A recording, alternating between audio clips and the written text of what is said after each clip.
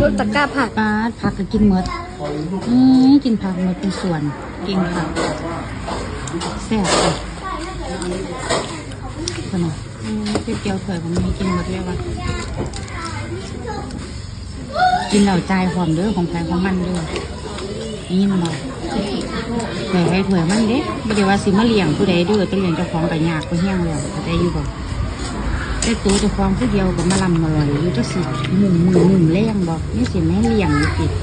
เอามาน้ำบนนั่นหรอคือบ่เอามาก็สิไว้ดีประเด็นติดกองทาออกจากบ้านก็สิบ่เอาเงินติดถุงมาจักหน่อยตินี่จังหวะกาว่าสิมากินฟรีเลยอย่างเดียวเลยติ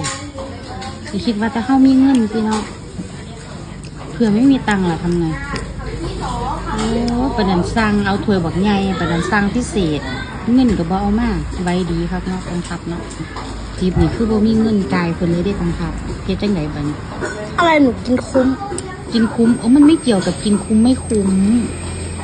มันต้องจ่ายเพิ่นอยู่ดีเข้าใจไปนี่บ่ได้มากินบุฟเฟ่ต์เด้มากินก๋วยเตี๋ยวสิมาคุ้มบ่คุ้มนี่หยังป้ากินหมดอีหลี